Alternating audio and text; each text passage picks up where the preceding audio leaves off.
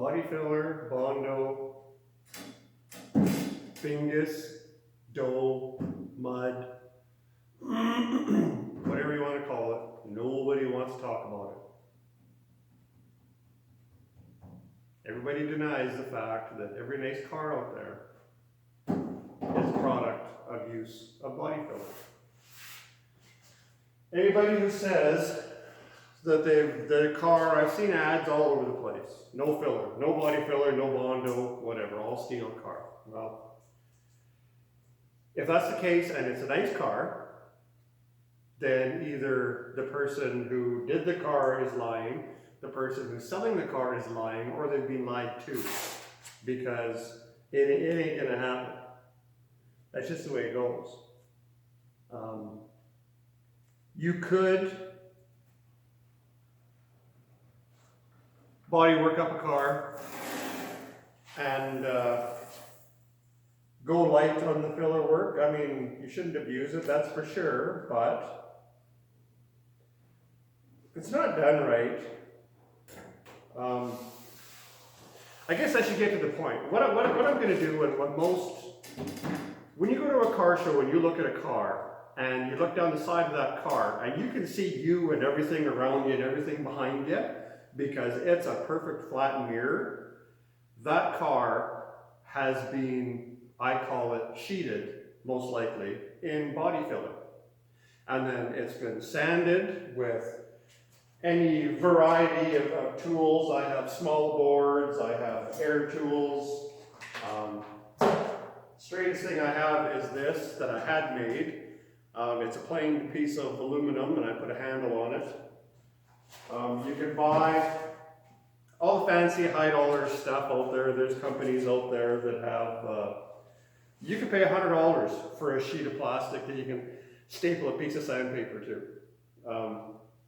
But anyways, back to it. So what it takes to get that reflection is, I mean, you're gonna have to sheet that panel with something and then sand her out. If you don't do it, I do it in polyester filler and then I prime it. I don't prime a block shit 7 times. That's a waste of time and it's stupid. And my shoulders hurt and my elbows hurt and I ain't swinging that way. I'll sheet it in polyester filler, sand it out nicely once, a couple of coats of primer, and you should be there. Maybe a little bit of touch up with primer, maybe not. There's a lot of people out there that they'll take and they will do their body work. They'll fix dents. Well, you can see how many dents that I have fixed on this door, right? You can see by the patches of filler work how many dents I've already fixed. Quite a few. Now the door is pretty good. You could take and prime it and sand it out. But what's going to wind up happening is, it's pretty good, but it ain't there. It ain't all there. So you're going to have some low spots here and there. If you can find every flaw in this door when it looks like this, holy hell, get yourself, I don't even know what you got coming, because you're amazing. My hat's off to you, because I damn sure can't. And you certainly can't feel it. You hear that? Whatever. So I sheeted out. What I've just done here is I've just traced my body lines out. And I'm going to sheet the door. If you don't do it this way, like I said, you know, where I was starting is you can fix your dents and then you can prime it and you can sand it out. And you're sanding it out, and then as you're getting your sanded out, oh, there's a little dent there I didn't see. Oh, it's a little bit low over here, damn. I better mix up some more filler. Put a little filler here and a little filler there. Sand it out, prime it. You think you got it. Sand it out some more. You didn't get it. Because now there's a difference between the filler, the primer, and the filler. So every time you do it, it's just ain't gonna work for you. I mean, you're just stacking up bologna and cheese and bologna and cheese and bologna and cheese. And you ain't gonna get a good sandwich that way. You're best off to start off, do it this way, prime it, and it's gonna save you a lot of work in the long run. It gets a bad rap doing filler, but you know what? Nowadays in the custom car industry and stuff, like down where it's bigger, I'm in Alberta. The only thing big here is everybody's mouth. Down into the States where the industry is big, there is, it's part of, what would you call it? It's part of the trade, I guess, down there. Body filler work. There's guys, that's all they do. They mix up body filler, apply it, and sand it. They don't touch metal, like they don't hammer and dolly nothing, and they don't prime, and they don't sand primer. They mix up dough, put it on there, clean it off of there. That's what they do. And I mean, the shit that these guys do, it's pretty damn straight and pretty damn nice. The products nowadays, shit, I've taken a ½ inch of mud out of something, more. And it was fine. It wasn't cracked, it wasn't peeling off, it wasn't anything, it was there. It's too much and it sucks, but I mean, it didn't fail, I guess is what I'm saying. So this door, for the most part, 80% of it will have less than 1/8 of an inch of filler on it. Some of it might be a little bit thicker in some of the gradual lows that you gotta pick up. But in this panel, I mean, look at how straight the stinking panel is. Like, it's a big, flat, freaking, stinking son of a bitch panel. It ain't round. Round is nice. Flat's gotta be flat. So anyways, I've already, as you can tell, I've already beat this thing within 1 inch of its life with a hammer and a dolly where I could. Got it out. I've had to do some shrinking like we did before, you know, etc., etc., etc. So what I'm going to do now is I'm going to go mix up some filler, and then I will turn you back on, and I'll show you how to, I guess a lot of people would say how to butcher up a door, but you know what? You get the best meat from a butcher now, don't you? Is that stupid? Yeah, it's kind of stupid. Anyways, whatever. Back in a sec.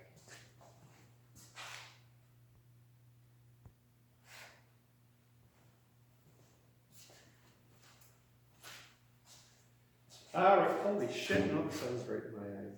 Jesus. Alright, we're going to let the butchery continue. As you'll notice, this looks like quite a bit of filler, and it is.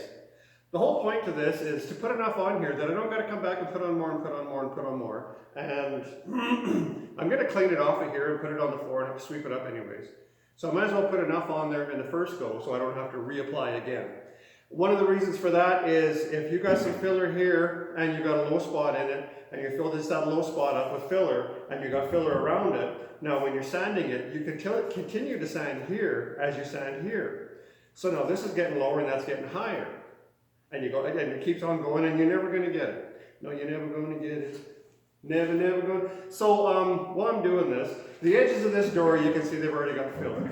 So I've already kind of indexed things to the car. The fender itself has a band of filler as well. So I know where the body lines are and I know that our contour is good. But I mean, there's nothing there. So now I get a couple of colors of catalyst when I get filler. This is going to harden up while I'm talking, so I'm going to start doing this. And the reason for that is so that I can put a base coat of filler, being this blue stuff down, and it's blue. And then I'll come along and I'll put a top coat of filler over top, and in this case, it's red. Now when I get to the edges, I don't want to be cleaning a whole bunch of that blue filler off. So as soon as it starts to turn blue through the red, I know I'm there. I'm going home. So, everybody's got a different way of doing it. This is the way I do it. I'm sure you can talk to 15 different people and get 15 different opinions. And I don't care if your wife's cousins, brother-in-laws, uncles, nieces, dad has worked at the Ford store for the last 25 years vacuuming out cars and says I'm an idiot and I'm a hack. Anybody can do, I mean, there's 1,000 different ways to do it. So this is the way that I do it, especially in the instance of what we're doing. Like if we're skinning, like I'm saying, sheeting it, Well, you kind of got to get your stuff on there now, don't you? Right? So you get her on here, and you're just going to keep on working it, and keep on working it, just about until you can't work it no more. And then the whole idea behind that is a nicer surface that you can apply, the easier it's going to sand. You know what I'm saying? You smell what I'm stepping in there? You feel like it? Can you hear me?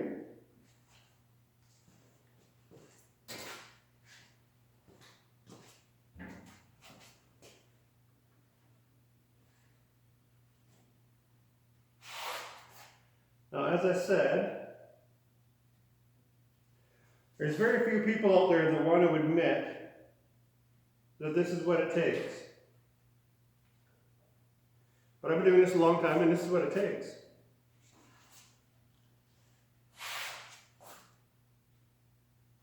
It doesn't matter what you're putting on a vehicle when you're doing this. It don't matter if you put on 3 coats of primer and then block it, and then 3 more coats of primer and then block it, and then another 2 coats of primer and then block it. You're wasting a lot of time, and you got a more stable substrate with just one blanket over it of a polyester filler. Then you put your primers on, and you can get jiggy with it after that.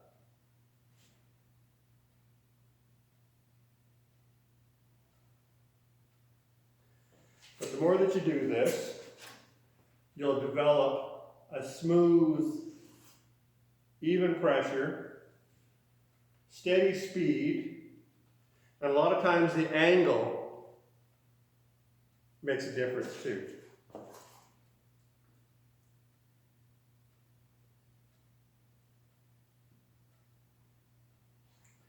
Now again, I don't know how thick I'm on there. I'm probably 1/8 of an inch. I'm going to do my initial sand on this with 40 grit. And now a 40 gritty grit 40 grit is, I mean, it's probably damn near 1/16 of an inch. So the first couple of passes of paper with 40 grit is going to take a good portion of this off. And it's sweeping. You do a lot of sweeping. It's a day at the beach.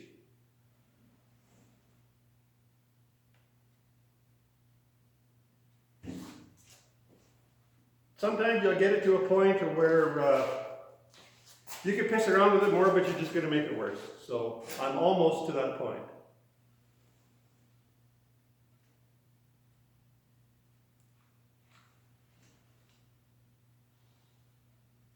One more pass, and as long as I don't sneeze,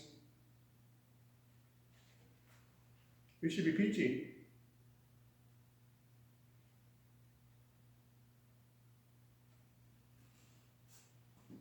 There it is.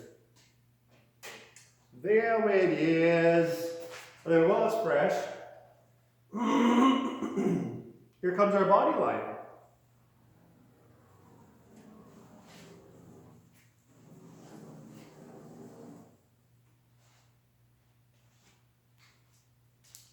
I can put that on the floor, it's already covered in dust. And it's my shop, I gotta clean it up. So just mind your business.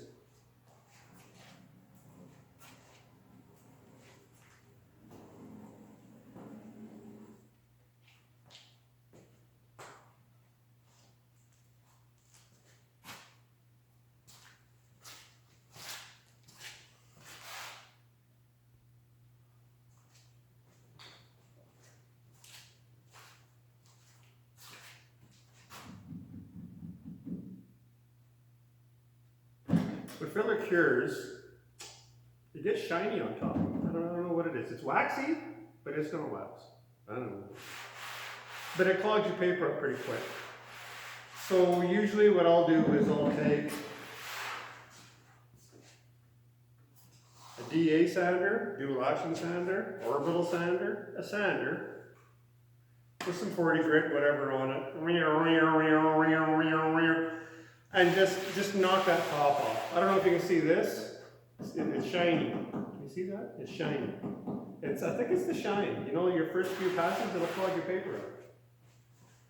So, having done that, now it's time to hit it with some the old Huchin's Hustler here. I like to use a, you can get, what is it called, orbital longboard that just shakes the shit out of everything and doesn't really work. Or you can get one of these that is just a straight file.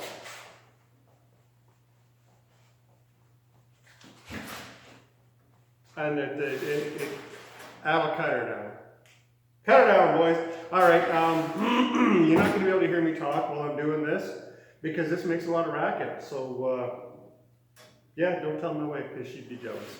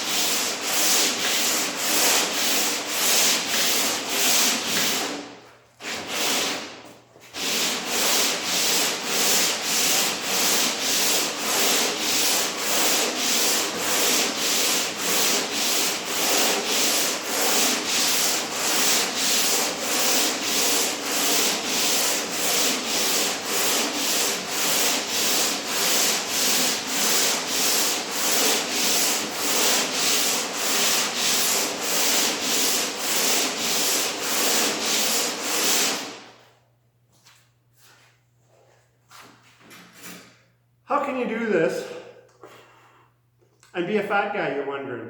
Well, I'll tell you.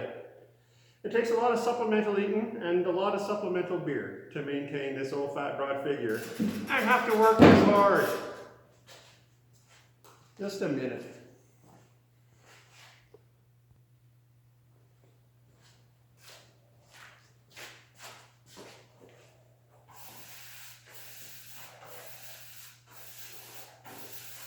You can't see this, I'm sure.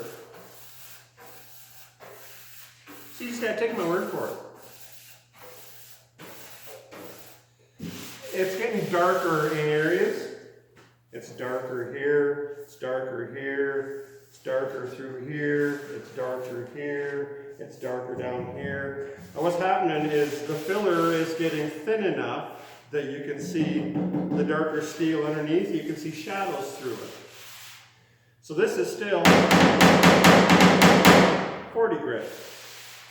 So before you get into steel, you want to start moving up in your grits and your grittises and your grits, your grits, your grits, your grits, your grits, grits, grits, grits, grits, grits, grits. Big fatty cakes? Because once you burn through your bingus and the steel's hanging out, you don't sand steel very well. You'll keep sanding the bingus, but you won't sand the steel. Sand the steel. So what'll happen is, like you see here, the steel will keep coming up, and the film will keep going down, and then that's no bueno. That's not what you want. So, like I said, this is still 40 grit. Remember that part? So I'm going to bump up to 80 grit now, a little bit. Probably get back on the, well, I don't know, something. And we'll carve a little more with some 80 grit. And then we're going to be getting close to moving on to one of the other sections. If this door wasn't like 8 different planks of wood screwed together, being the way the body lines are on it, like a damn Dodge, then we wouldn't be doing it in panels like this. If it was just a big roundy door, well, we would just be doing the whole door. But given that Dodge, the only tools Dodge owns is metal brakes to just hammer that body line. So given that we got 9 body lines in here, I do them basically in panels. So I'm gonna do some more.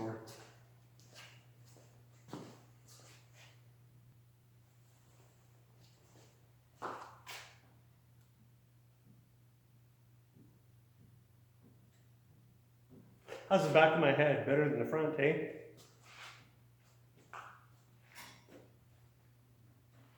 So I've done the middle section. It's an 80. This top strip, same thing. It's an 80. This middle strip, it's we're getting there.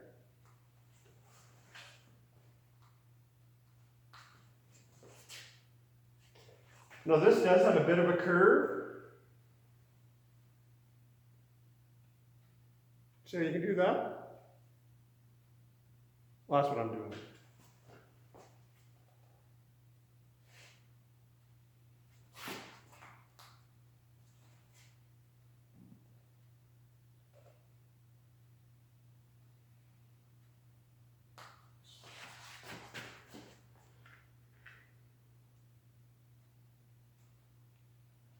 A lot of people say this is magic, or it's an art form. I don't really see it as either. It is a skill, but it's a learned skill. Everything is a learned skill. If you're going to make pies for a living, you can probably make pretty good pastry. That's a learned. I can't make pastry. I can eat the shit out of the pie, though. But I mean, that's a learned. I mean, you could say that it's magic to make a nice pastry.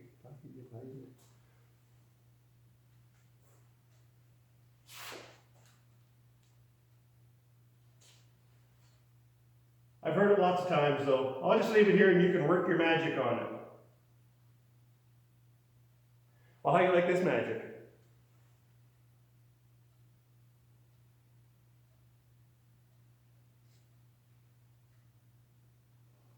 It's just like painting, spraying the paint itself. Hand-eye coordination.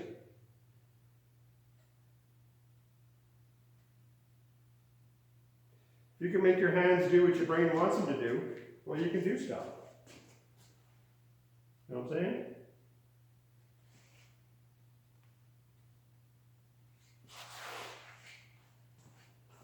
I'm not sure if we're here or not.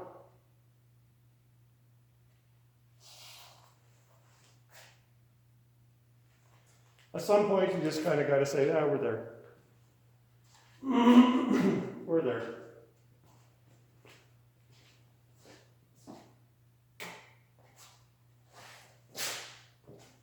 So that's it.